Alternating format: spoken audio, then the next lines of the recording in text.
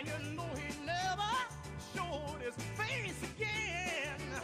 That's why your love keep on lifting me higher, higher and higher.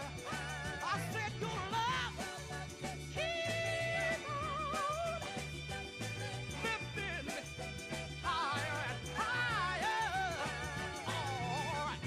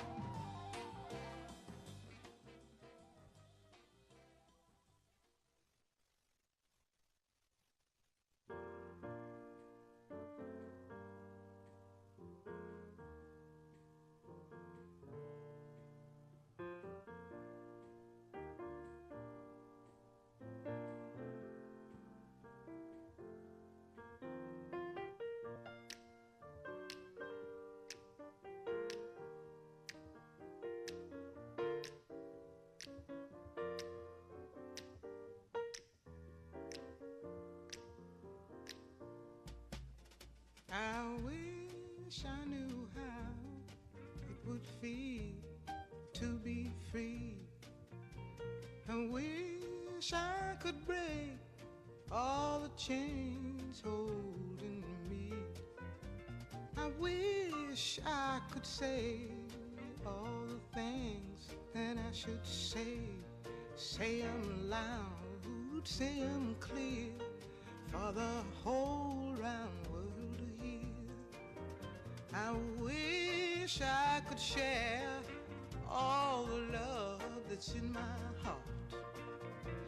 Remove all the bars that keep us apart. I wish you could know what it means to be me. Then you'd see and agree that every man should be free. I wish I could give all I'm longing to give. I wish I could live like I'm longing to live. I wish I could do all the things that I can do, though I'm way overdue. I'd be starting anew. Well, I wish I could be like a bird in the sky. How sweet it would be if by my heart I could fly. I'd soar to the sun and look down at the sea.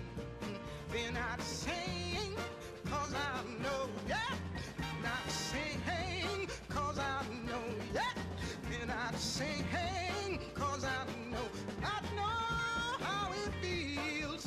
I know how it feels to be free. Yeah, yeah, I know how it feels. Yes, I know how it feels, how it feels to be free. Oh, Lord, Lord.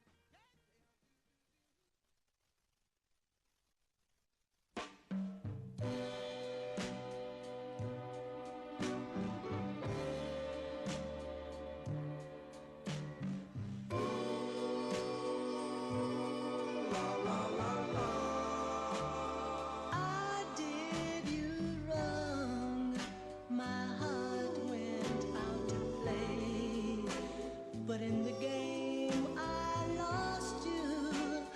What a price to pay! I'm crying. Ooh, baby, baby.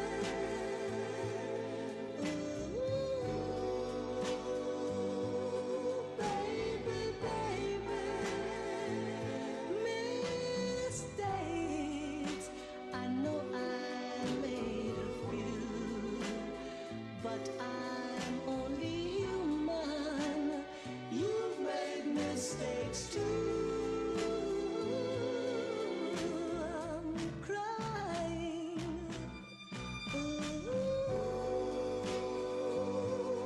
baby, baby. Ooh, baby, baby.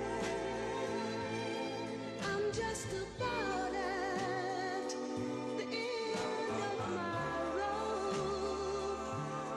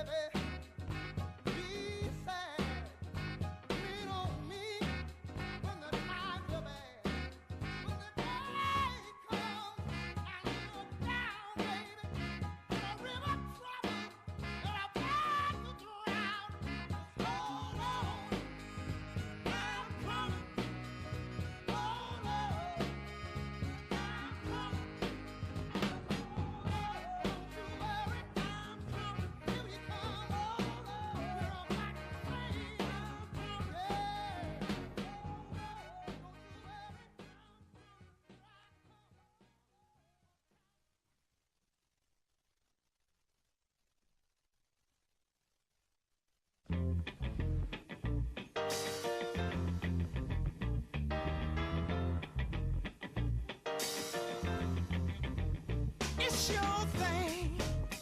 Do what you wanna do. I can't tell you who to sock it to. It's your thing. Do what you wanna do. I can't tell you who to sock it to. If you want me to love you, maybe I'll wait. Believe me, woman, it ain't no big deal. Oh, you need love now, just as bad as I do. Makes me no difference now who you give your thing to. Oh, it's your thing. It's your thing. Do what you wanna do.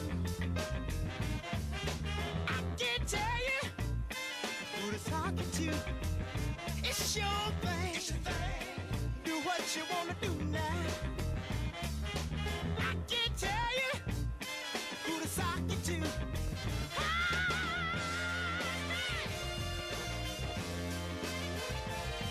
All right.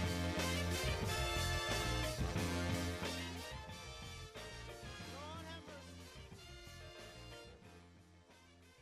Good morning. We're going to go ahead and get started. I know many of you all need to get to work this morning. First, I want to welcome everyone on behalf of the Board of Directors for the Hopkins County Chamber of Commerce. Some of the highest elected officials in our county, or the highest elected officials in our county, are here. These are the ones that make the decisions that affect your businesses, they affect your homes, they your families. So we wanted you to be able to hear from them face to face, the decision makers. But of course, we could not do it without our sponsors. And our first sponsor, I'm going to ask someone that I know is very fond of him, like I know all of you are, to come to the stage and introduce him. Heather?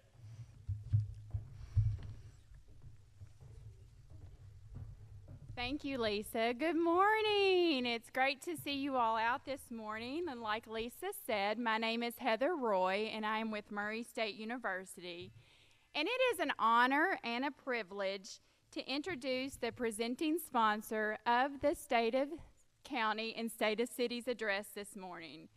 Representing First United Bank and Trust Company, I can personally attest to the level of commitment and involvement of this individual, as he has certainly been invested in my state of affairs for over 48 years. Just a really quick little information tidbit about him before I introduce his actual bio. But Jason and I both attended Murray State University, and he was in graduate school when I was a freshman at Murray State University. And I think my parents took him to the side and said, "Hey, Jason, we're really worried about your sister. You're the very responsible one, the one that has it all together. And Heather, well, she's Heather." So I would go over to his apartment. I lived on campus, and he had an apartment, and that was several years ago. And I didn't have my own personal computer in my dorm room, but Jason did have a computer. And I will tell you that every night I would go over there, and oftentimes I would wait till the very last minute to do my assignments. Well, Jason knew this, and I tell you, he would set an alarm every hour on the hour during the night while he was trying to sleep to get up to make sure that the state of affairs of his little sister were okay, because he knew that his parents were going to ask him about that. And oftentimes I would also fall asleep studying. I would wake up to a fully cooked breakfast. And that is your presenting sponsor is Jason Hawkins. He is President, CEO of First United Bank and Trust Company, which is headquartered right here in Madisonville, Kentucky. He has worked at First United for 18 years, and prior to his current role, he held the position of Chief Financial Officer, Investment Officer, and Trust Officer. He is a career banker with over 30 years' experience. He did graduate with Murray State University with both his undergraduate degree in finance and his Master's of Business Administration. He is active in the community and currently serves as board member of Baptist Health Deaconess Madisonville, vice chair of the Madisonville Hopkins County Economic Development Corporation, board member for the Salvation Army, member of Madisonville Noon Kiwanis, and Finance Chair for Southside Baptist Church. Jason and his wife Jessica have 6 children: Landon, Lincoln, Cutter, Everett, Tori, and Laban. Please welcome to the stage, representing this year's presenting sponsor, First United Bank and Trust Company, their president and CEO, and my amazing big brother, who has always been worried about the state of affairs of his little sister, his much younger little sister. Please welcome Jason Hawkins.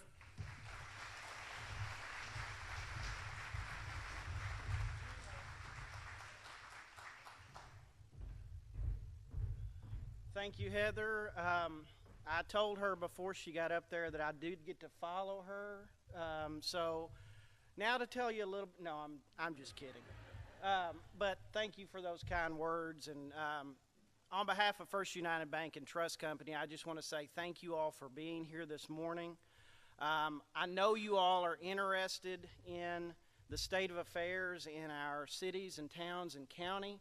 And certainly, I am interested in that as well.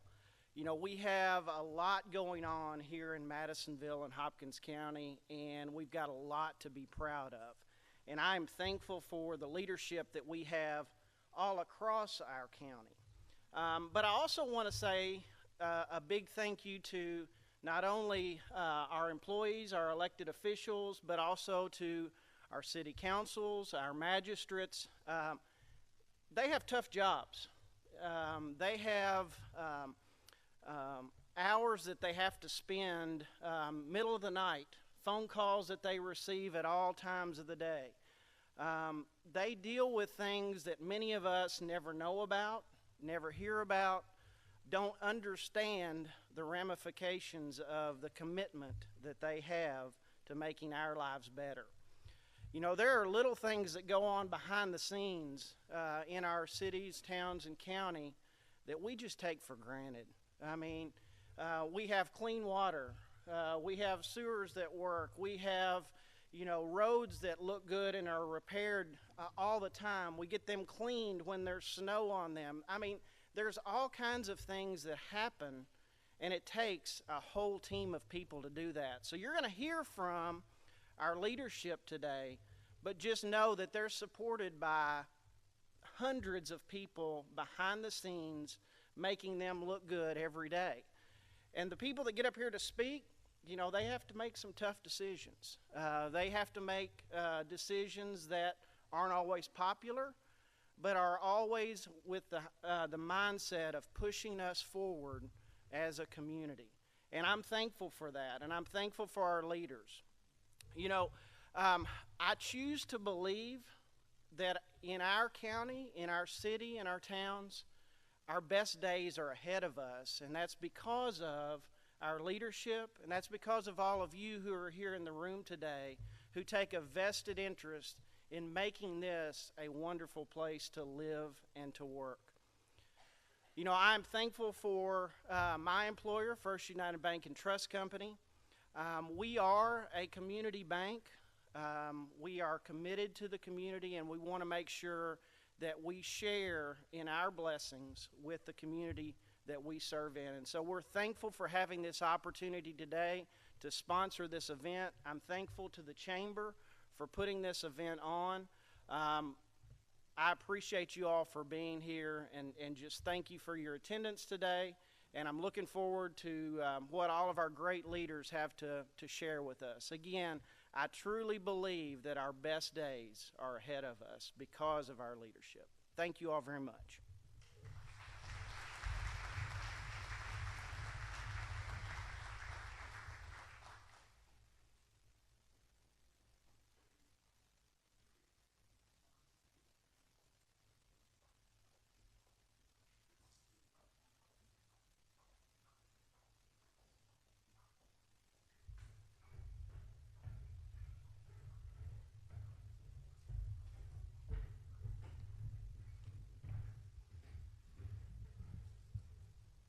Good morning. It's good to see everyone here this morning. My name is Cindy Kelly, and I proudly serve and represent Madisonville Community College. And we're very happy to be one of the supporting sponsors of this event this morning. I don't have any college tales to tell about the person I'm going to be presenting. I could probably make up some pretty good stories, but we won't do that right now. Our first presentation this morning is a panel discussion with esteemed mayors from across our county. The moderator for our panel this morning is Jason Vincent, and I'm sure most of you know Jason. He is the executive director of the Pennyrile Development District that's located in Hopkinsville, Kentucky. The Pennyrile AD is a 9-county planning and development agency, and it provides services in the area of community and economic development, workforce development, and aging programs. Jason's career with Pennyrile began in 2004 and includes positions such as the assistant director and the projects coordinator. Prior to joining the staff of the Pennyrile AD, Vincent held various positions in the banking industry. He holds a Bachelor's of Science degree in finance and a Master's of Business Administration from Murray State. Maybe they have some stories for you because you're from Murray State. He is a certified economic development finance professional, and he serves on various boards, councils, and committees throughout the region. And I think all of us know everything, all the countless hours and time that Jason puts into helping all of us here in our area. And I know from the college we're very thankful for the support of him and his staff and the things they do for us. He does currently reside in Hopkins County with his wife, Jamie, and 2 children. So I'd like to present to you now my friend, Jason Vincent.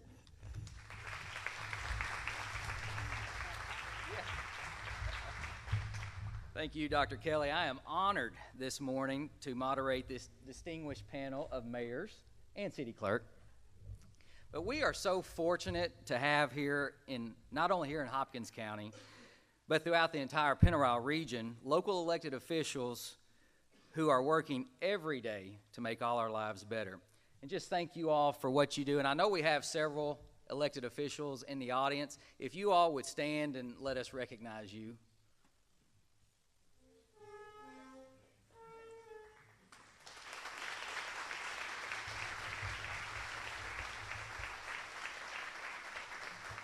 Thank you for what you all do. We're going to start by asking each mayor to briefly introduce themselves. Now, I know this is difficult for any politician, but I am going to ask that you keep your response limited to less than 2 minutes. But before we do that, Dana Brown, the executive director here at the Ballard Center, is in the audience with a microphone. And if you do have a question, flag her down, and she'll come to your table. So we'll start with Mayor Sewell, if you don't mind, to briefly introduce yourself. I'm going to take this microphone.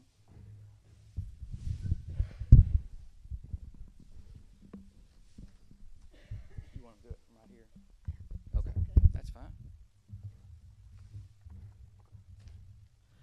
Thank you, Jason. And they told it correctly. He does a tremendous amount of work for all of our cities and counties in our region. My name is Jenny Bashir Sewell. I just thought I better tell a little of my background that maybe some of you don't know. My father was a Bashir, and my mother was a Madison from Madisonville. I attended and graduated from Dawson Springs High School. I graduated Murray State University, have a master's at Murray State University. Presently, I own and operate, which we've been there full-time since 1991, the owner and operator of Bashir Funeral Home in Dawson Springs. I served as our mayor beginning in 2012, 3 years, and took over a term of a former mayor, and then I served another term, took off 4 years, and as of January 1, I'm back in the saddle as mayor of the city of Dawson Springs. I thank you for inviting me to be here and to speak about our city. Thank you very much.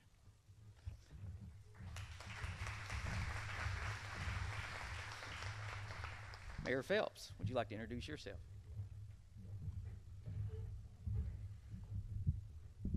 First and foremost, thank again for the sponsorship and for those involved in putting this event together and allowing us to come and tell you a little bit about ourselves and our cities. My name is Chris Phelps. I'm the mayor of Morton's Gap, Kentucky, and have been since 2016. Was just recently reelected to another 4-year term. So Morton's Gap signed me to another 4-year contract, and I get to do this for another 4 years. This is awesome. And I've been on the city council prior to that since 2002. We have overcome a lot of challenges financially for the city and my time as mayor and as city council. And like Mr. Hawkins said, our better days are ahead, and I look forward to telling you guys a lot about our community today. Thank you.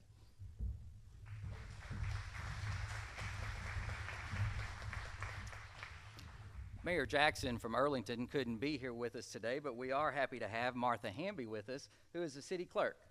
Would you like to come up?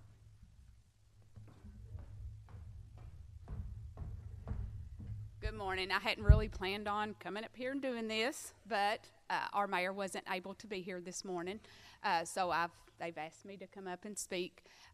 So I will be saying what his responses will be.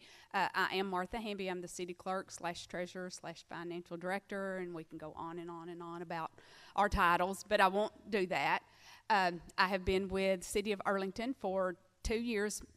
March the 25th will be 2 years, and I've enjoyed it so far. I've got to know a lot of different ones of you all out there, and we just ready to see what City of Arlington can do with our new mayor going forward. Thank you.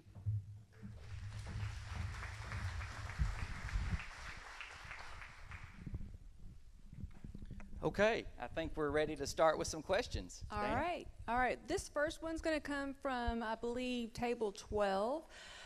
This is going to be directed to Mayor Jackson. Thank you very much.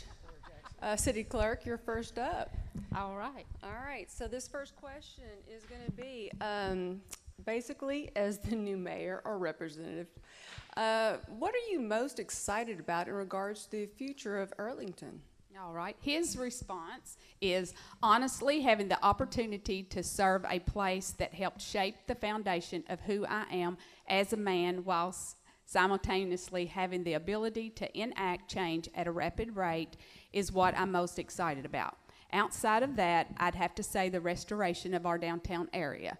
Mark, Martha, and I have been working tirelessly to acquire, plan, and budget for major changes in our downtown area.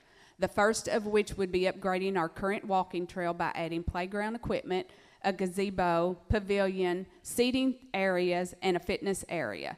Next is building our new basketball court that will be in a tad bit of different than most, as well as the fire pit, a pavilion, flagpole, and a gazebo in the same area across the street from City Hall. Lastly, turning our current basketball court into a good truck park with seating and all required means for food trucks to operate. A small touch I hope to have done this summer is free Wi-Fi downtown. We often complain about what the kids do or don't do, but rarely meet them in the middle. Free Wi-Fi is a step toward of offering them an amenity that they oftentimes consider a necessity.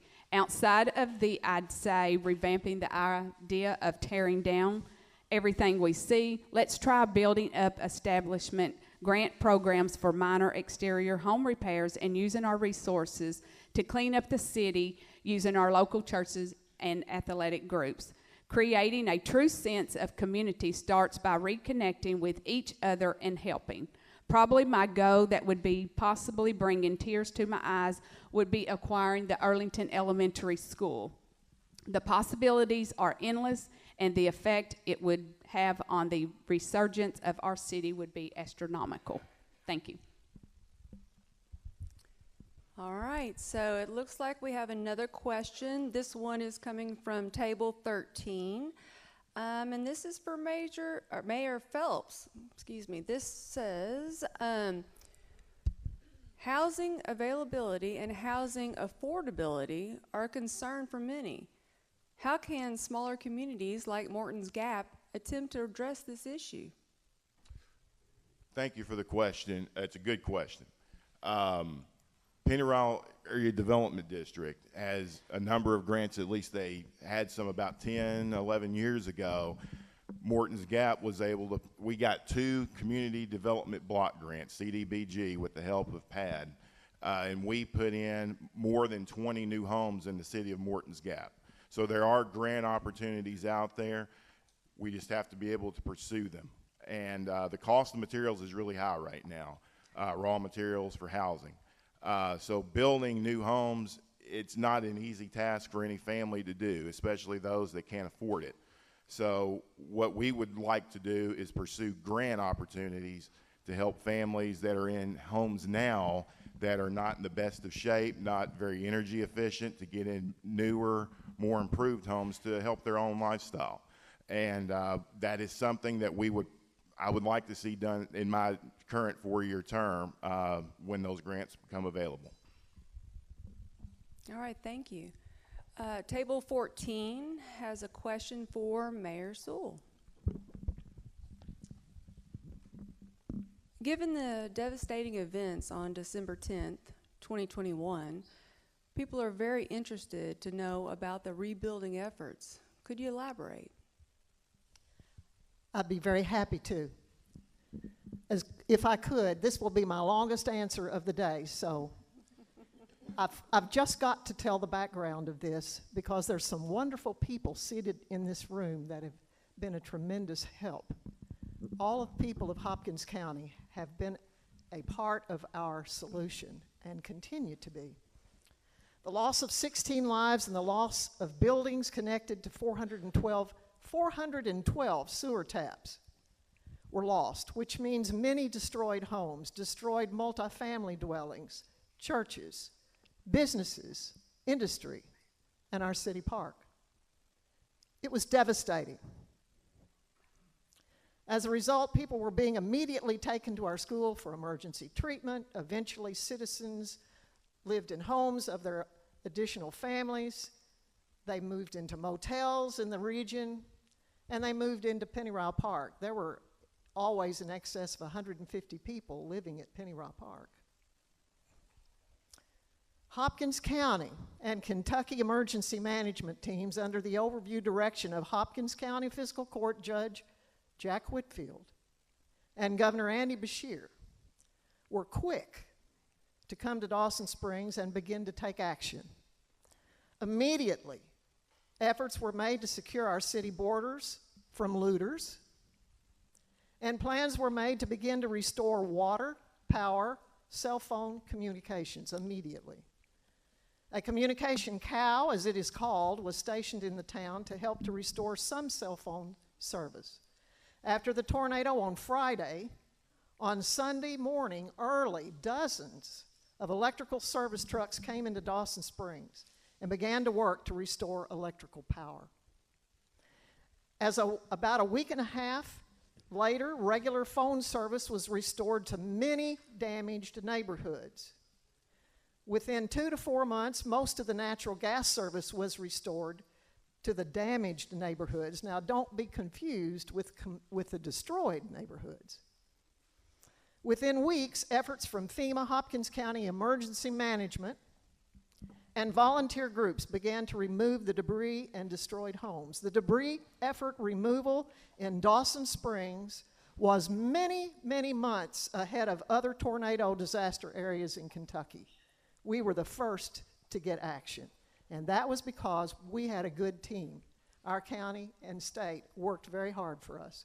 The city of Dawson Springs began to help coordinate efforts. Our community center served as central meeting place for FEMA, Red Cross, many emergency management efforts.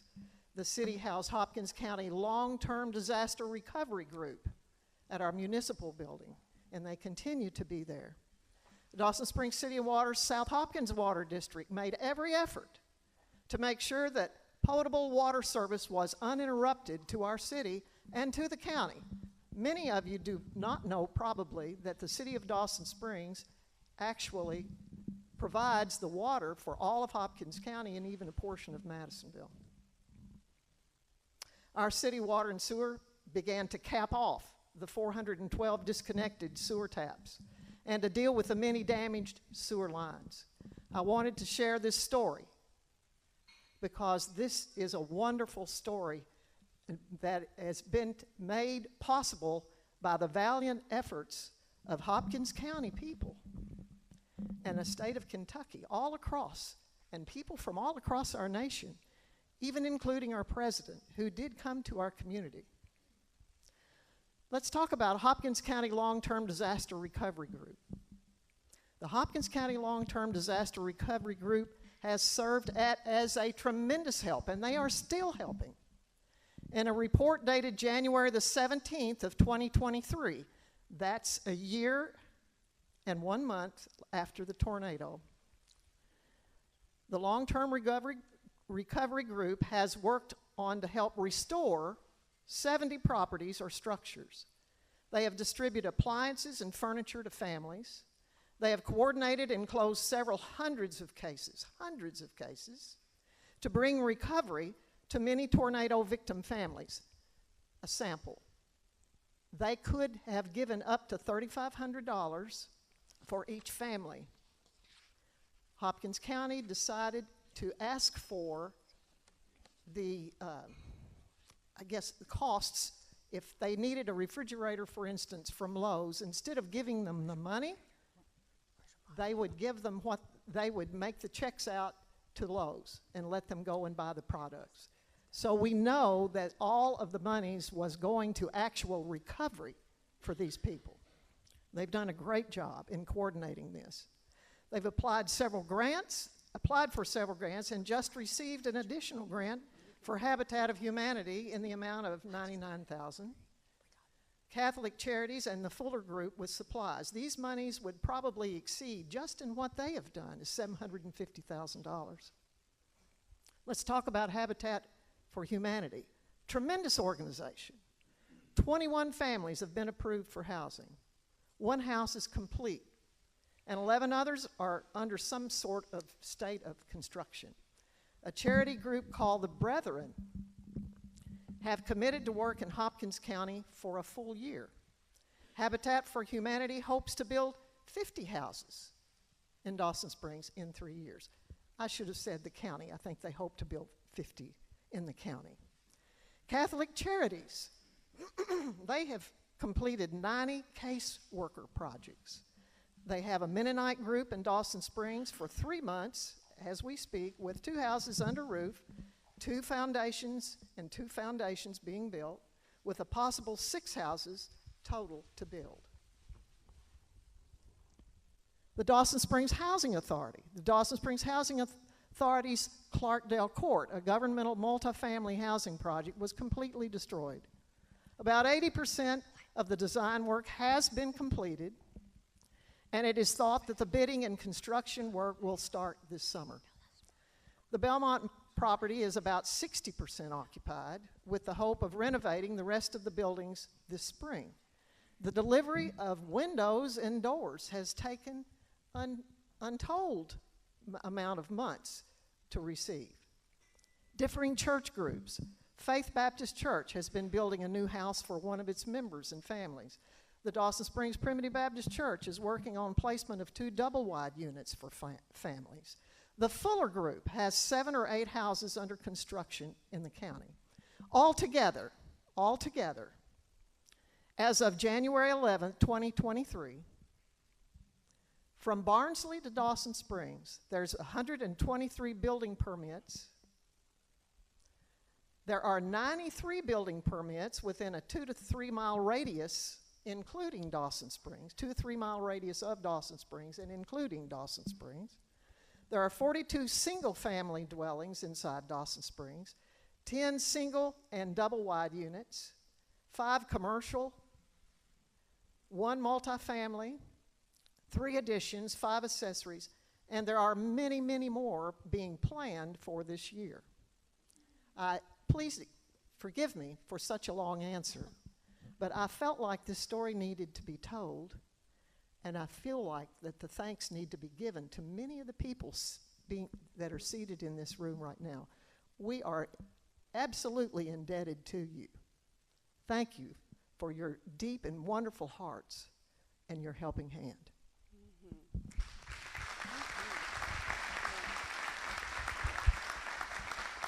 Thank you. Thank you. All right, and we have another question now from table 16. This is directed to Mayor Phelps.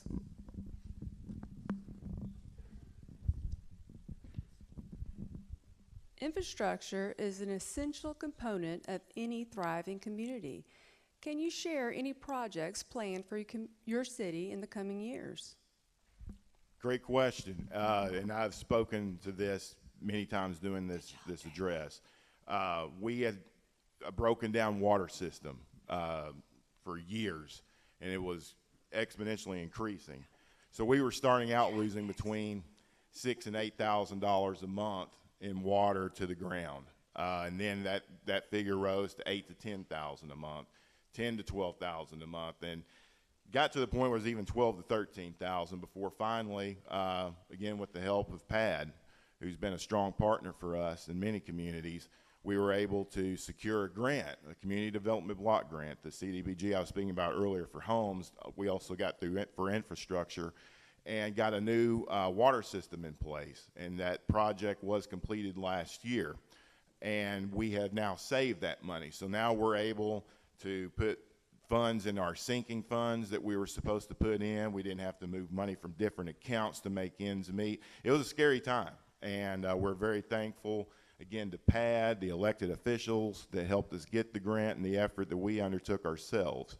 And also another part of that project, I guess it's an extension of that project I'm very proud of, is we extended water line service to White City, the White City area, toward the Wildlife Management Agency. There were about 7 or 8 houses out there that included a veteran that had never had potable water at their house.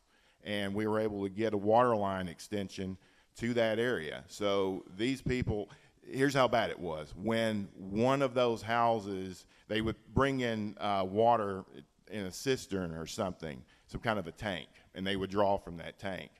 And the homeowners had to call some of their neighbors and say, like on a Sunday morning, they're getting ready for church, are you finished taking your bath yet? Because we need to take one. I mean, it was that bad. They don't have to make those calls anymore. So we were able to do that, again, with the help of the Kentucky Infrastructure Authority, Governor Beshear, again, PAD, and it was a very worthwhile project. So infrastructure is very, very important, and we thank all those involved for making it happen. All right, thank you very much. This next question is coming from table 17. This is going to be directed for Mayor Jackson. I appreciate Martha fielding this one. All right, so the question is, what do you view is the biggest challenges or challenge facing your city currently? All right. His response is, the biggest challenge has been being patient. As one of my close friends would say, always say to me, Rome was not built in a day. Dealing with the lack of audits and issues incurred prior to our current administration across the board is nerve-wracking at times. We have worked tirelessly to fix issues to proceed with the progressions of our city. Not having the audit complete has slowed down everything, but it's a process. Soon, thanks in a large part to Martha's work with the auditors, we will have all of them completed and begin the process of revamping our city. Thank you. Thank you very much. And it looks like we have one final question coming from table 19. This is directed to Mayor Sewell. The tornado completely destroyed your industrial park and your city park. This is a two-part question, actually. What efforts are being made to rebuild these parks? And then after that, could you also elaborate to the loss of the housing in Dawson Springs and that impact that that's had on your school district, please? Yes, thank you very much. I'd be glad to. Let's first talk about the city park. My first view of the city park after I came up on Highway 62-109, that early morning, actually at daybreak, is I saw the electric poles in the park. They were all like this. deeper down to the ground than 45-degree angle. Completely everything in the park was completely destroyed, all of the, everything. There's only one structure that remains. I don't know how it made it, but it did, and that was the new concession stand that was built. Other than that, most everything else went. It took out the pool. I don't know how it did. It took out the pump house. It took out all the fields. It took out, the poles were down to the ground. So there was devastation there. Believe me, there was more than an F4 tornado in places there. There were places where it was F5. Had to have been. The city park is a very important facility to Dawson Springs.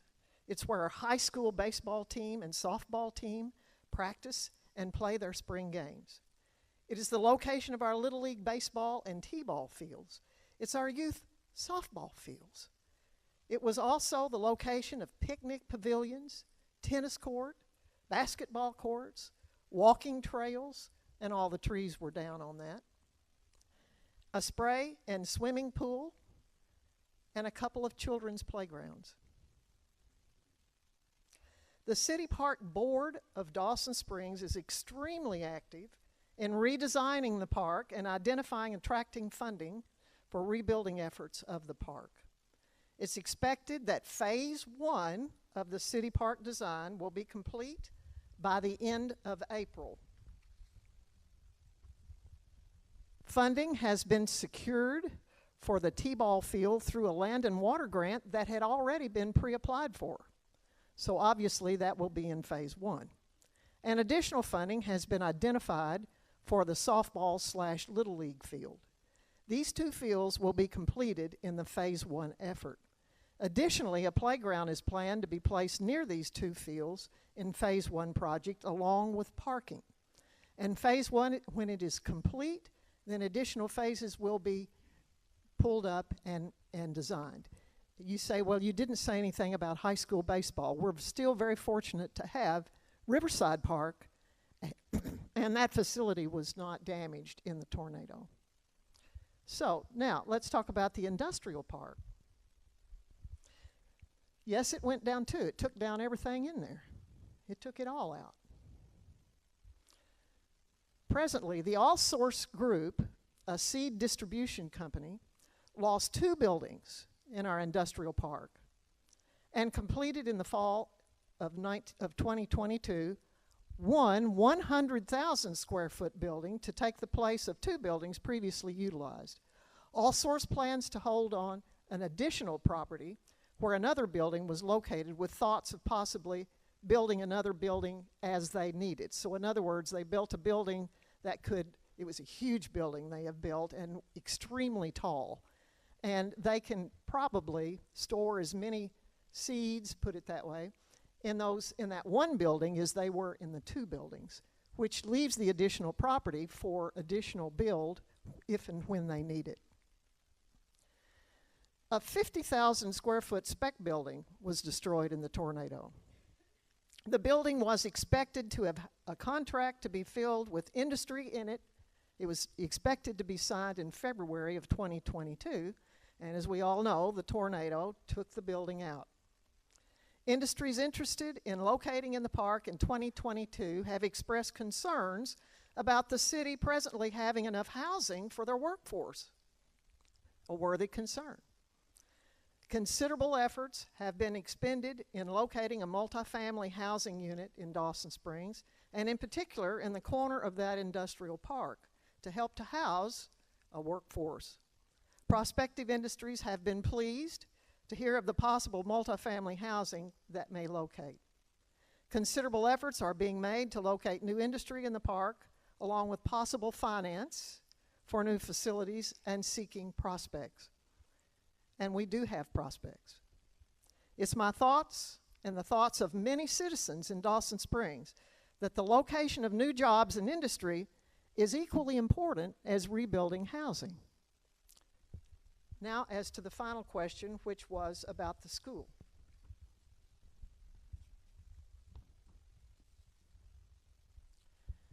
Academically speaking, in all of Western Kentucky, the Dawson Springs school system as far as scores and results is second only to the Murray system, the Murray school system. A week prior to the tornado, on December 10th of 2021, the Dawson Springs school system had an enrollment, and you got to remember this was post-COVID, so there were a lot of problems even as a result of that. The enrollment was 554 students. As of January 11, 2023, the Dawson Springs school system had an enrollment of 560 students. The school administration and staff are very encouraged about our numbers that they feel will increase once a significant number of houses and multifamily units are rebuilt.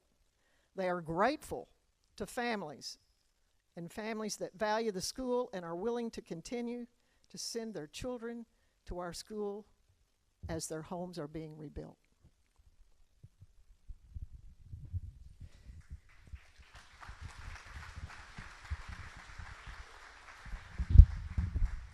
Thank you, mayors, for sharing your stories with us this morning. Let's give them one more hand. Welcome.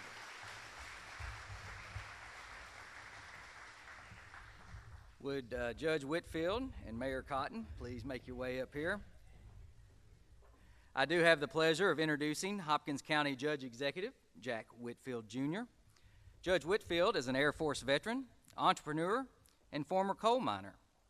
He served as 4th District Magistrate before being elected Judge Executive in 2018.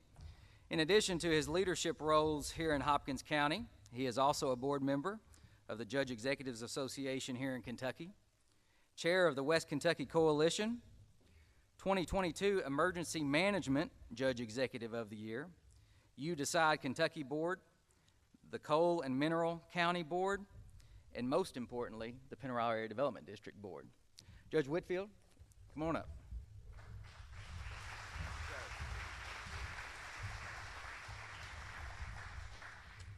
Good morning. Thank you all for being here today. Heather, it was great hearing you introduce your brother. Family is very important. If you remember, there are a lot of people that were here 4 years ago when I had my mother, my sister, my niece, and my great nephew up here with me. Family is important, and growing up, my twin sister was up here. She's older than me, 4 minutes, but she's still older. And growing up, I was always Heather's brother. My name's Jack. No, you're Heather's brother. Now, I'm the judge executive. I'm still Heather's brother. But I love my sister and the support that she gives. After the tornado, if you look at your phones, you can go back probably 2 weeks to a month on your recent calls.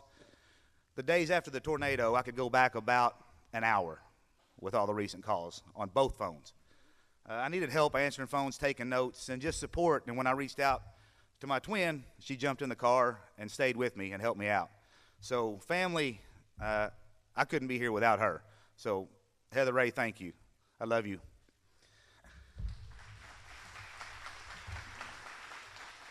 So it is good to see everybody here, because I know you're here because you care about your community, you care about what goes on, and you want to make it better.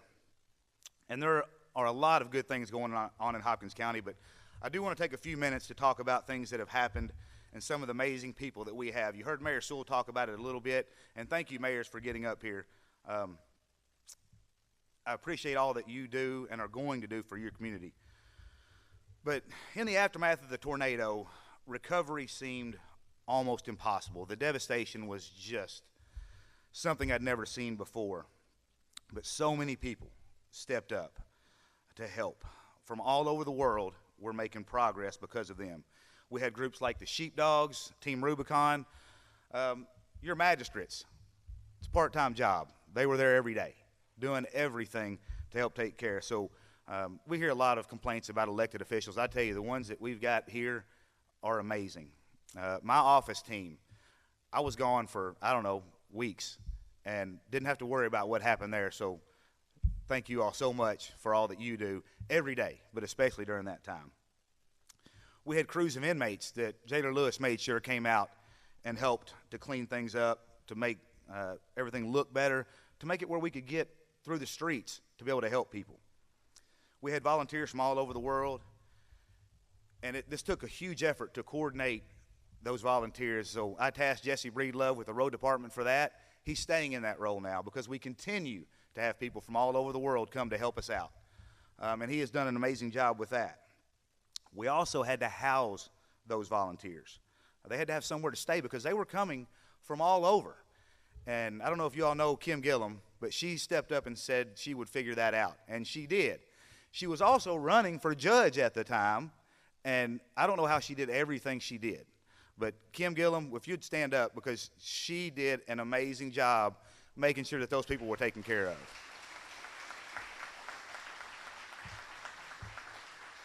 And she also won that race, so now she's Judge Gillum, and she's a real judge. But she reached out. She couldn't house them all at her house, so she had to have help. She reached out to our local churches, and they stepped up to make sure that the people coming to help were taken care of. So I know I'm going to miss people here and miss churches that did this, but we had churches that housed people, let them stay there, help to feed them, take care of them so they could continue to work. First United Methodist stepped up immediately, and I don't know how many bed nights they had there. People stayed there for a long time, and we still have people staying at some of these churches. Christ View Fellowship, First Baptist of Dawson Springs, First Christian Church of Madisonville, First Methodist Church of Dawson Springs, First Presbyterian Church of Madisonville, Hanson Baptist, Hanson Methodist, Parkview Methodist.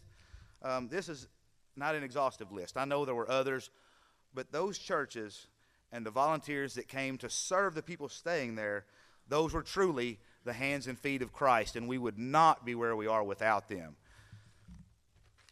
But now we've moved into the recovery phase, which is being led by the long-term recovery group that Mayor Sewell talked about. They're getting a huge assist from Catholic Charities. The long-term recovery group is led by Heath Duncan and Mike Duncan, but there's a whole team that I cannot even mention everybody that is working on that, and they are doing an outstanding job. We're seeing progress. Habitat for Humanity is building houses at the fastest pace they have ever done, and they're going to continue to do that and increase that pace. We've got the Fuller Group helping to build. The Brethren, they're sending volunteers here for a year to help build. The Mennonites, they're everywhere building. So we've got housing going up. It's not as fast as what we'd like to see. We know that. We wish everybody could be back in a house right now. It's not going to happen as soon as we would like, but we are making progress. You know, when you look in Dawson Springs, Baptist Deaconess rebuilt their facility almost immediately. You see a company like All Source Logistics. If you've gone down into Dawson Springs and seen a massive new building, because they wanted to make sure that people could get back to work and could see progress. So the companies that do things like that, I'm so thankful for. These are things that have happened, but we have opportunities coming up. I've been working with the developers and industry to bring new opportunities to Dawson Springs and all over Hopkins County, working with an apartment complex developer, hopefully to get them in Dawson Springs. Mayor Sewell still talking with a company to come to the industrial park, and I think that's going to happen. I may call on you to talk to the governor to get some help there, but that would be a huge step to get Dawson Springs back, not to where it was, where it can be. So we're going to continue working on that, but not just in Dawson Springs. We've got new houses being built all over the county, new apartments being built in Madisonville. Recently, I met with Kloss. It's an agricultural manufacturer.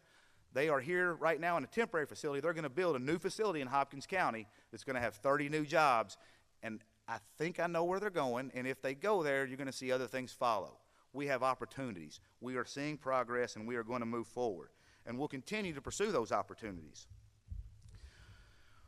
We have a lot of other good news. We tend to hear negative from the media about crime and things that are happening on the streets. Did you know that we have seen a 28.2% decrease in Part 1 crimes over the last year? That's the major crimes, and that's due to the sheriff, chief of police, the state police, all working together to make sure that the citizens in Hopkins County are safe. And can't say how much that cooperation between our local offices, how much it means for getting things done. The jail has returned to providing community service crews to assist all across the county. These folks, the trustees, they help with things like the tornado cleanup. They worked on the Rosenwald Multicultural Center. They assist PACs with Christmas baskets. You see them all over doing roadside mowing and cleanup. Getting those guys back out has made a huge difference. And that was after COVID, which Jailer Lewis, we talked about this before, did an outstanding job keeping our jail safe, and now they're back out helping. They've got the Second Chance program, the SCORE program going with employers like Madisonville Tire, Calhoun Farms, and the city of Madisonville. And this is so important because typically people get out of jail and they don't have any money, they don't have any jobs, and they don't have any prospects. This program helps to keep the community safe because it gives those folks something to do when they get out. They have hope and opportunities. Without that, they tend to go right back to where they were. But because of the programs that we're doing at the jail, they become productive citizens and help out instead of causing issues. The staff at the county clerk's office continue to do amazing work every day. You probably see them more than anybody else going in to renew your auto license and different things. But they also do elections, and we've got some big elections coming up this year. We're one of 2 states that will have statewide elections this year. The governor has some opposition in the primary, but I think he's probably going to be pretty good. And you know, the governor and I are in different parties, and we've talked about different issues that we disagree on. But I'll tell you what, he has proven to be a compassionate and a calm leader here in Hopkins County. And honestly, I consider Governor Beshear to be a friend at this point. And I think we will see him quite a bit over the next couple months coming into Hopkins County, especially because we have these statewide races. Now, he will have opposition in the general. We've got at least 12 Republican candidates running. I don't know who's going to come out of that, but I do want to tell you about an opportunity that most communities don't have. On March 25th, we will have the top 5 Republican candidates in the primary here at the Ballard Center to talk about what they want to see. So if you want an opportunity to see your candidates, like I say, Governor Beshear will be here. Those candidates, I don't know of any other community that the top 5 candidates are coming. That makes me feel like Hopkins County is pretty important. So you'll get a chance to hear those candidates if you would like. Let me give you an update on broadband. I've talked about this every year, and it's never enough. We have worked with so many companies. We are seeing some progress with Watts Communications. It's been so slow.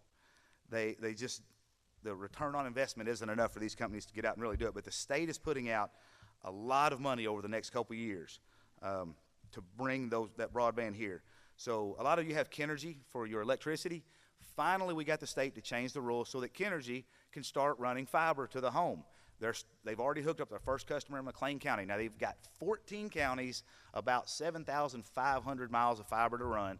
You can't do that in a couple weeks. It's probably going to be 3 to 5 years before they get finished, but they will be running broadband in Hopkins County, and I'm trying to work with them to figure out how they can do it outside of their territory so everybody can get hooked up by them.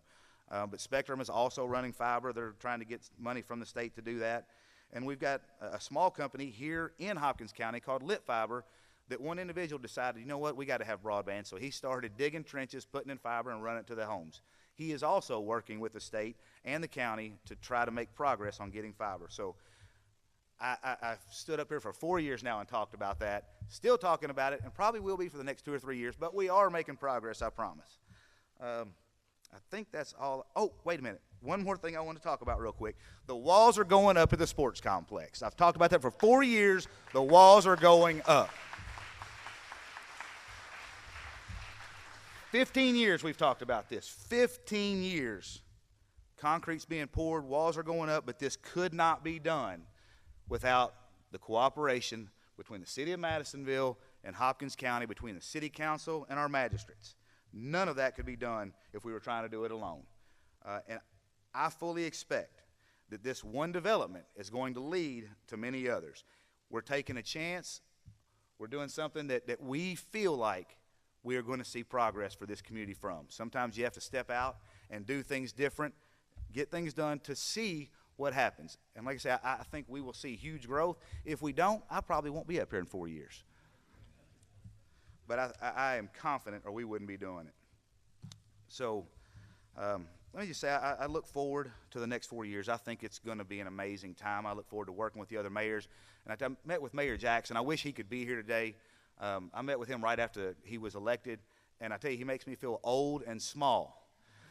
But he also makes me feel very hopeful for the future because he is energetic, he is positive, and he is going to get things done. So I'm really looking forward to working with him the next 4 years.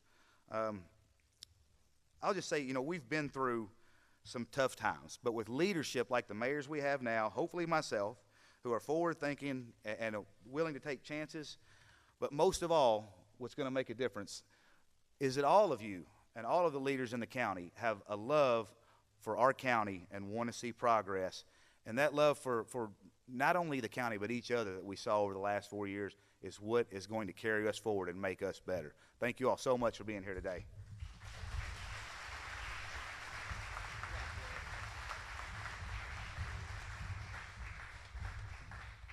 Thank you, Judge. I now have the pleasure of introducing Kevin Cotton.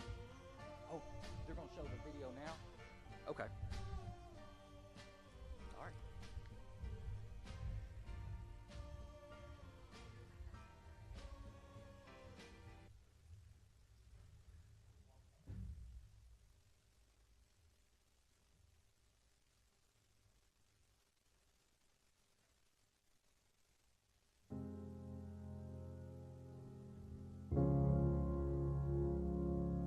Too often, we think about small towns and form our opinion based on their population, location, entertainment, or access. We create a single image, and pretty soon it's all we can see. We forget the nuances, the opportunities, and the support a small community offers. We fail to recognize that some places are still writing their story. We forget about the roads to travel, businesses to grow, networks to build, the sense of safety you feel, the music to appreciate, love to find, food to taste, coffee to drink, art to create, reasons to celebrate, parks to get lost in, a lifestyle to enjoy, worship worth being a part of, and a community to fall in love with. And the funny thing is, when you start to notice these things, your opinions of the place start to change. Your single image broadens. Your world gets bigger, and your friendships become stronger. And those are the opportunities. Come write your next chapter with us and explore the infinite possibilities.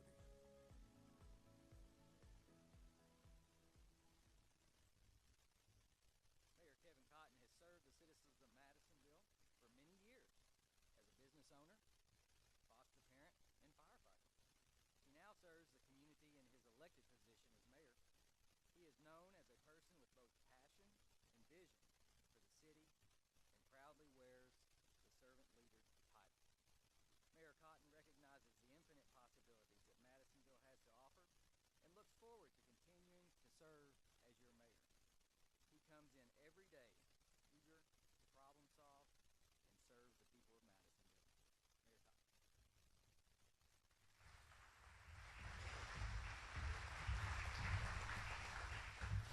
Thank you, Jason. It is truly an honor to be your mayor. And I wouldn't be your mayor if it wasn't for you, for trusting that we have the best interest of this community at heart. But I also couldn't be the mayor of Madisonville without the support of an amazing spouse, my wife. Thank you. I also couldn't be the mayor of Madisonville and be able to be a part of the amazing things that you see being done here in our community without the support of our city council. And I'm going to ask them to stand, if they will, to be recognized. We are so fortunate to have the council that we have in our community. We hear the horror stories of other cities and the challenges that they face because their city council is not supportive of the vision of the community and the opportunity to grow. But we have in our council a true united team that has a passion and a vision for the infinite possibilities of this community, and it has shown. But we also can't do this without our over 360 employees in the city of Madisonville and several of our department heads who are here today. And I'm going to ask them to stand, if you would.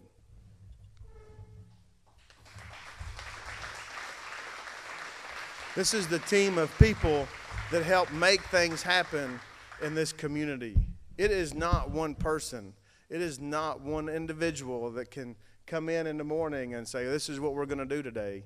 It's everybody working together to make this happen. I also can't tell you how honored that I am to have a judge executive like Jack Whitfield that I can call at any time and say, hey, Jack, what about this? And he'll be honest and upfront with me. Or he'll say, hey, listen, how can I be a part of it? We want to work together to make things happen. And we are so fortunate and blessed to have Judge Jack Whitfield as our leader. So thank you, Jack. Madisonville's growing. As you see, a lot of times we forget about things that are happening. We put a timeline together in the back just so that we could remember the things that are going on. We are known internationally. The city of Madisonville, Kentucky reaches out all over the world, and you don't even know it. We have in our community some industries that are doing amazing things. One of those is Clark Webstaurant. You don't even know they're there. It's a great big building, and you don't see a sign that says Clark Webstaurant. They're at exit 116. It's over 500,000 square feet facility just in one side of their warehouse. Last year alone, they shipped out almost 2 million orders. That's not pieces, that's orders. And as a restaurant in Madisonville, we even order from them. And it is great to be able to order from somebody right here that is providing resources for our community. But it's more than just them. It's IMS. IMS was purchased by a group of individuals to save employment in our community, to save jobs that were going to affect hundreds of families that we're not going to be able to provide. IMS last year produced over 8.4 million appliance parts that were shipped all over the world. Right here in Madisonville, Kentucky, off of Nebo Road. Berry Global. How many of you love Wendy's Frosties? I enjoy a lot of them. And this is the new suit. But did you know that in Madisonville, Kentucky, from Berry Global, almost 700 million cups were produced last year that were shipped all over the world to every Wendy's in the world for their Frosties. Right here in Madisonville, Kentucky. Did you know that Ostrom, that produces the filter paper for your oil filters, fuel filters, air filters, and industrial applications, produced over 37.4 million pounds of paper? It is unbelievable what we have in our community, and we don't even know it. We don't think about it. We drive by it. It even goes down to what we're doing in the city of Madisonville. On your tables, you have a nice little brochure, and it has a list of the different departments and some of the things that they're able to get accomplished. Did you know that last year that we picked up, Robert sitting back here in the back, Robert's team at Public Works picked up 24.7 million pounds of trash last year in the city limits of Madisonville. So when they forget your dumpster, please give them some grace, because they're picking up 24.7 million pounds of trash. At our Madisonville Regional Airport, with a partnership with Madisonville Community College, they had over 4,500 operations. That's takeoff and landings. That is huge for an airport our size. We have, in our events, you saw several things going on last year. You're going to see even more, bigger, better things this year. It's just we don't think about it sometimes. We don't recognize and realize what it is that we have going on in our own community. We were able to visit with a community in Louisville, Mississippi, and we're thinking, wow, They are a town of 6,000 people, and you would have thought you walked right into Madisonville. It is unbelievable. When you come home and you recognize all the things that we're doing here, our mission in the city is to elevate the quality of life through excellent city services. Those services are in this brochure. I encourage you to read those and go through them. And when you see those team members out on the street, pat them on the back or tell them thank you or honk your horn on your way by to let them know that you're thinking about it.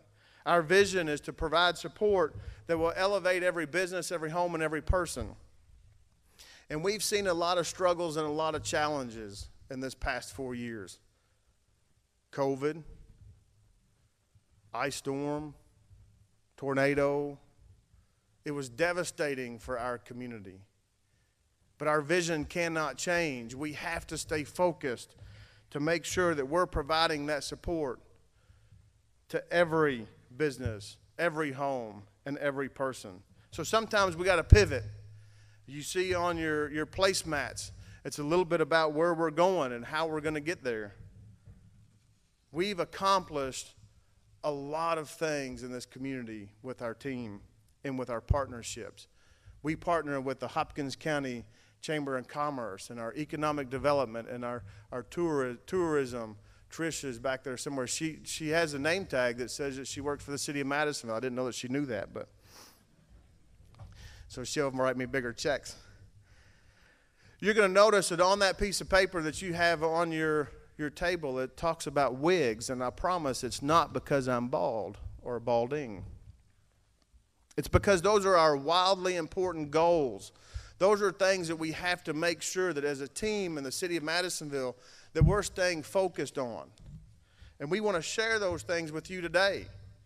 Because if you know what we're focusing on, then you know how to help us get where we need to be as a community. Because when industries are looking into our community and families are looking to move here, they're looking at all of us. They're not just looking at one of us. They're checking the temperature across the board. They're checking the pulse of social media. Oh my goodness. Because everything on social media is true, right? Our number one, the reason why we have wigs and wildly important goals is because all of you in here are in some sort of business or position in the community. And a lot of times you get into this whirlwind of complaints and concerns and stuff. And it just keeps going and going and going. And then essentially it starts sucking your focus away from the things that you need to be focused on. But we have to make sure that we set our sights up here on our wildly important goals and not let this stuff take us away from our infinite possibilities. Now, we have to focus and make sure that we're getting things accomplished during this whirlwind. It doesn't stop. And that's where our team comes in, is making sure that we allow them to do what they need to do. But our first one is growth and development for quality of life. I don't know who's been out to Mar Park lately, but golly, the amount of people that are out there. I think there was over 246 kayak rentals last year. Who would have known that somebody wanted to get on a little plastic boat and paddle themselves out into the middle of the water? You got to paddle yourself back. And as you can tell, I don't paddle much. But think about it for just a minute. When industries and businesses are looking into our community, they want to know now not what that incentive is. They want to know what's in it for our employees. What's in it for the workforce? What's in it for their families? What quality of life is at the top of their list? So we have to make sure that we're staying focused on that through projects like the joint partnership on the sports complex, to think outside the box so that we can be recognized in our community. We have to think about the city park and all the upgrades that are currently being done out there. And if you haven't been out there, I don't know if you knew, but there were over 8,300 rounds of golf on a 9-hole golf course at the city park. There was over 4,000 rounds of golf at the mini golf. There were over 20,000 miles ridden and logged in at the Grapevine Lake trails for mountain bikes. Those are the things that this community is doing to set itself apart from other communities. Those are the things that are going to say, hey, we are invested in quality of life. We are making a difference. When you look at just our sewer system, which is our number one problem in Hopkins County, because we cannot grow anymore until the sewer system is increased, and that is the West Knoll Interceptor, which we are, the pipe, if you haven't been out to the YA field, you would think that you're in Legoland with all the pipe that's laying around everywhere. The Wastewater Collections Department last year alone put in 3,283 feet of new pipe because we have a failing infrastructure in the rest of the city that we have. Our wastewater treatment plant, they filtered 1.7 billion gallons of sewer. 1.7 billion gallons of sewer. So quality of life is directly impacted by that. Because if you don't have a sewer system and you go to try to flush your toilet and it doesn't flush, what happens? The world is coming to an end, okay? You are going to see us focusing more and more this year on our infrastructure. We've done great things with the help of the city council, but we are moving forward because we want to make sure that we have everything in place for our infinite possibilities. Our number 2 is engage and connect the community. This is the hardest part, to be quite honest, because when you talk about transparency, we try to be as transparent as we possibly can. We have all of our city council meetings right out of the gate. I bought the camera systems to put in. Our IT department took care of all of that for us so that we could live stream all the city council meetings. And you would think that that was enough, right? That everybody's on social media because they're definitely posting, but they're not watching the city council meetings. So then they're like, well, we didn't know about that. Well, we wasn't informed. Well, did you come to the city council meetings? No. Did you watch the city council meetings? No. Well, I'm sorry, but we put it in the newspaper. Matt Hughes is back here with the Messenger. It's on the front page, big, bold letters at the top of the phone. It's on the radio station. Transparency is really hard because everybody communicates differently. There are some people that's on SnapTalk and TikTok and whatever all of the social media things are. I do know it's TikTok. But it's more than just that. It's getting the community involved. We're on now Madisonville, Monday mornings with the mayor on 103.5. Not only are we doing it on the radio, but we're live streaming it at the same time. That has been a great thing. Even the judge has been able to be a part of that. We're doing an ambassador program. So we're taking folks that are 100% supportive of the city and they want to just be more involved and they want to be more connected. And then we're looking for those individuals that might be disconnected and want to have an opportunity. Or we're looking for those that just honestly, they hate the city government regardless. No matter what you do. Guess what? We have a few of them in our ambassador program. Because we want them to know what it is that the city services are. Because a lot of times we think that the city government should do everything, right? Like I should make the decision on what color somebody paints their building, right? I mean, that's my decision. Well, it's not. It's also my decision to tell the state highway department how to run their transportation cabinet, right? Because there's a pothole in front of AT&T. Well, I'm sorry. We have alerted them. We've let them know that. But that's a state highway, and I can't go fix it. It's trying to get those ambassadors to truly understand and grasp what it is that the city of Madisonville city services are. We're also starting a junior ambassador program that's going to kick off real soon. It's a partnership with the Hopkins County School Systems. I see Superintendent Amy Smith with us. So thank you so much for allowing us to partner with the school system to make this happen. The next one is inspire and develop employees. I will put the City of Madisonville team up against any team in America. We have the best team in every department. They are looking to find ways to better serve this community. We are doing things such as leadership on location, where we will randomly show up at the departments and just hear from them at a time that their superintendent's not in the room, because we want to hear from them. We want to know what they're struggling with, what their challenges are. And we want to be able to find opportunities to improve those things, because we all know that we have an opportunity to improve. We're doing the City Leadership Academy. We're reaching into those city departments, recognizing, how many of you know that sometimes I see some of the hospitals here. Sometimes you get those folks that are in the cafeteria. Maybe they're working on the front line, but you recognize that they have a lot of potential. Well, we can take somebody like that, put them through the Leadership Academy, and find their strengths. I had an opportunity when I first took office to work in the utility department. He's sitting in here right now, so he'll catch it because it's on a delay. He's listening to the live stream. But I was able to work in the utility department right beside of Nick Foster. And he's in there, and he's taking payments, and he's teaching me everything that I'm supposed to be doing, and we're having a blast, and we have an opportunity to talk about what it is that his passion is. What's your life goals? And he's like, well, I'm going to school for IT. That's what I really want to do.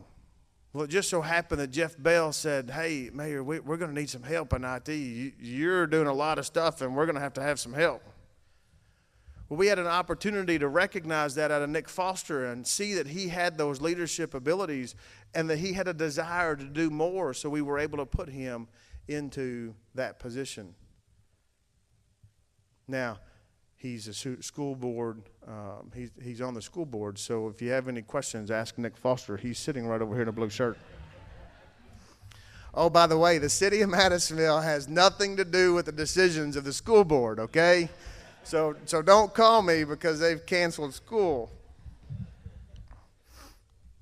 Our fourth one is public safety. You know, one of the things that we recognized even during the horrible tragedy, the disaster in Dawson Springs and Arlington and Barnsley, was we need to make sure that this community is well prepared. We need to make sure that everybody is on the same page so that if it happens here, nothing stops. We're able to just keep rolling, and we're able to make sure that our community is exactly where it needs to be at the right time. So our police chief and fire chief are working together to make sure that we get that. They're going to be doing some cross training. They're going to be working within other departments. They're going to be working even with some of you in the community. The other thing about public safety is we've been working extremely hard on a big hole in the state of Kentucky, and that's law enforcement training for the police academy. We have been fighting for this community to be recognized by the state legislators to put a Western Kentucky Police Academy here. The study has already been completed.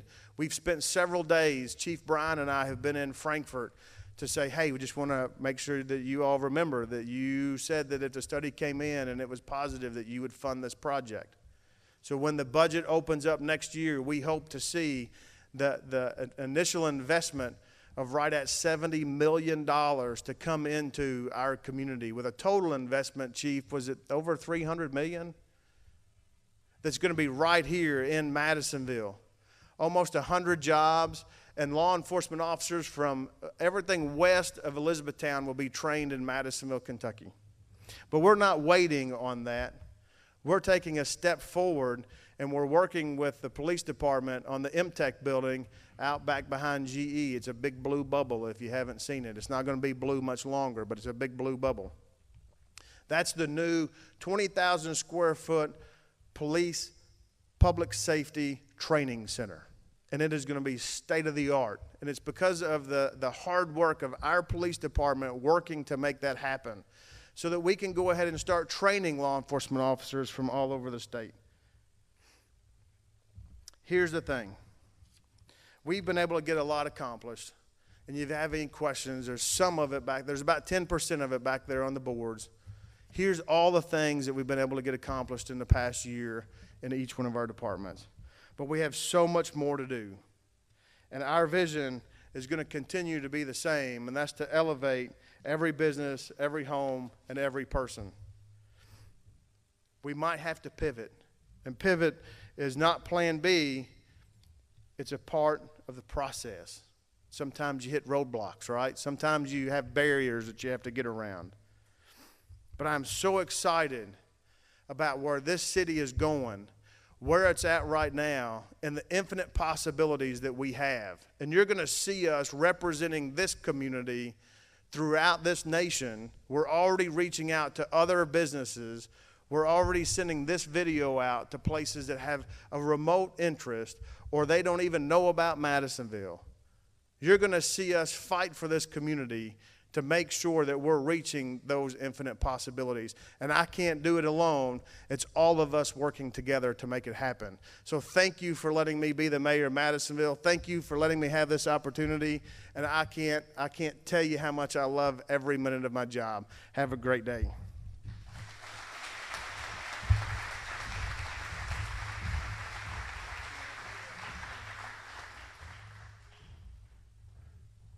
Hello, I'm State Representative Wade Williams. I represent District 4, which encompasses all of Hopkins County. Thank you for allowing me to join you today in a virtual way. I'm a firm believer in starting a business, not only to make money, but to make a difference in our communities. Mark Twain once said, "The secret to getting ahead is getting started." Success doesn't come from what you do occasionally, it comes from what you do consistently. As your representative, I take my role in furthering our communities and our state to an economic scale to heart. Continuing to craft measures geared towards hard-working Kentuckians is a focal point for so many of us here. I enjoy staying involved in discussions relating to thriving Kentucky businesses and entrepreneurships. As you know, the General Assembly is currently in an odd year session, and we are set to adjourn sine die by March 30th. Though it's a short year, the House majority is still committed to making Kentucky the 21st century's place to live, work, and raise a family while preserving the values and traditions that make us who we are. Our approach to state spending is simple. These are taxpayer resources and must be invested responsibly in ways that will pay off for future generations. We only get one chance to spend a dollar. One of the first bills to become law was House Bill 1. I'm very proud to say that was my first vote on the House floor. House Bill 1 lowers the state income tax to 4% as of January 2024, and is the next step in our efforts to eliminate the individual income tax. Economists anticipate this cut will leave more than $600 million in the paychecks of working Kentuckians. This legislation allows Kentuckians to decide to invest, save, or spend their money and makes the state more competitive. This bill represents the next step in the House majority's commitment to growing the state's economy by making the state's tax code more attractive for working Kentuckians and individuals considering starting a business in or relocating to Kentucky. We have major challenges, but also incredible opportunities. Kentuckians deserve a government that will put them first and helps them realize their potential. It's no secret that our economy was weakened by the COVID-19 pandemic. Unemployment peaked, production dropped steeply, several businesses lost months of income, some even closed permanently due to the effects of the mandated shutdowns and social distancing. Today, we're still dealing with those shortages, both labor and in supply. However, our economy is coming back, and I believe it has the potential to be stronger than ever. We've not only had several major economic development announcements, but we continue to see state revenue grow and have more than 150,000 available jobs. Now, we must ensure Kentuckians are ready, willing, and capable of filling those positions. Many of you know firsthand the impact of the labor shortages. Job openings run the gamut from skilled repairman to healthcare workers to classroom educators. We are committed to identifying ways to help recruit and retain a talented workforce. Our efforts will continue to be aimed not only at improving educational opportunities and access to training, but also ensuring that public assistance programs designed to help people in need haven't become the barrier to entering the workforce. Right now, only 6 of 10 people who could be and should be working are. We've got to get people into jobs. As we have said when we talk about becoming more competitive in terms of tax reform, we're not just talking about creating jobs. We're talking about competing for skilled, talented workers, using a tax code as a workforce recruiting and retention tool is now possible because of the work we have done. With less than 2 weeks left to consider legislation this session, you're going to see us do more work to make our state the best place to build a life. It's an honor to represent you all here in Frankfort, and I look forward to continuing our work, making efforts to better our Commonwealth with common sense legislation.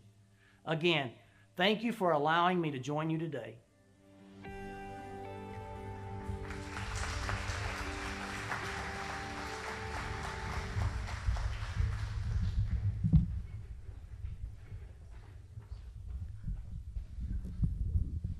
Thank you. I know we're running a few minutes over, so we'll make the closing quick. I want to thank our speakers, and please give them a round of applause.